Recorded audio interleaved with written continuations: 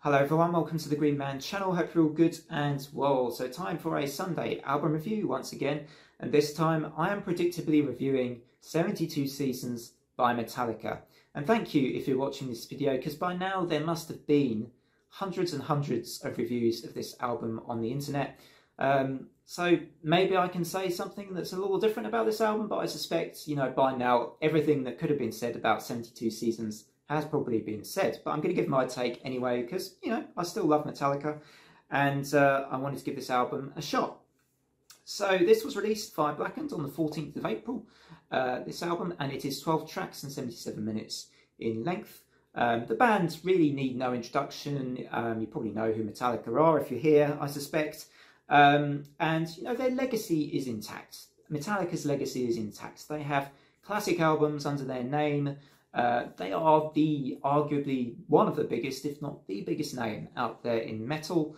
And let's get into this album a little more now. So this album, I think, is pretty decent overall.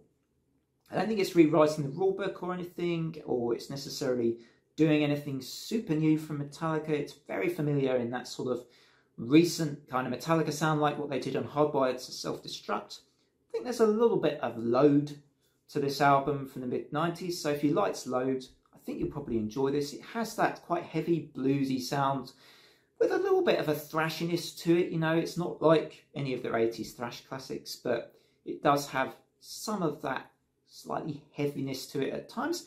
A little bit even of some Sabbath-style, slower, doomier riffage on this particular Metallica release.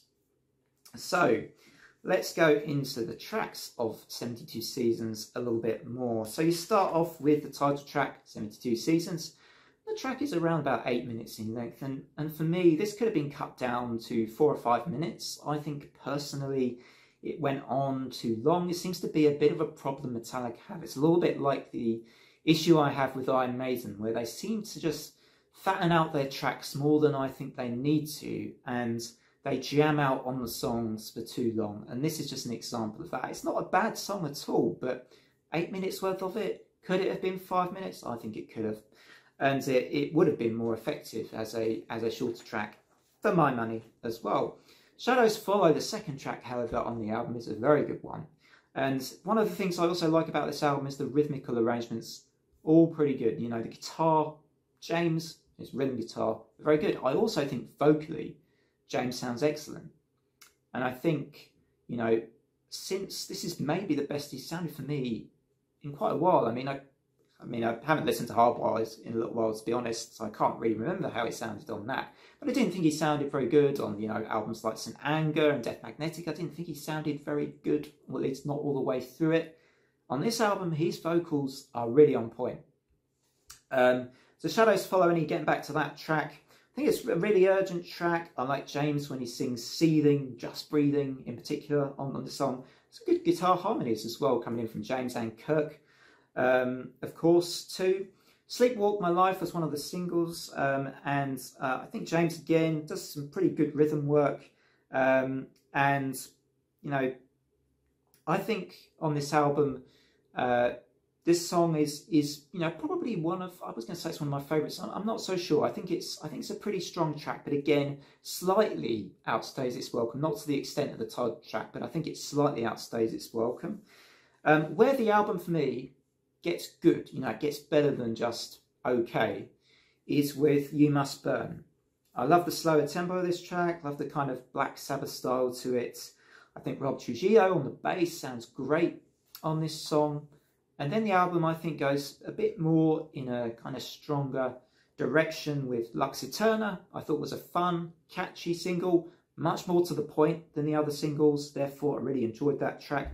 And then actually the song Chasing Light. What a song. That's a really good song. And I didn't mind that track was almost 7 minutes, because a lot of it was really good. Like the dynamics, like the vocals.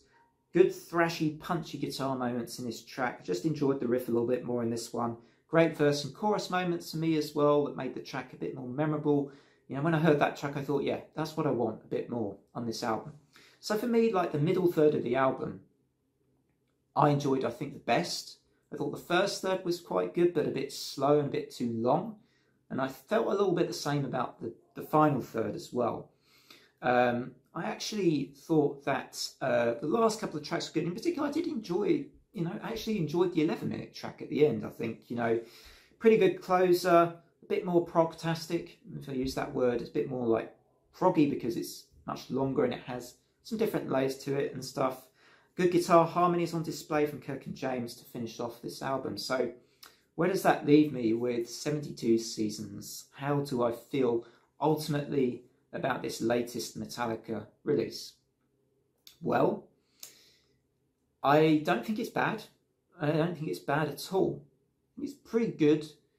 I am somewhere between a 6 and a 7 out of 10 at the moment. That's probably about where I am. So I'm going to give this a 6.5 out of 10, somewhat tentatively, because, sometimes I do change my mind a little bit. This is a long album.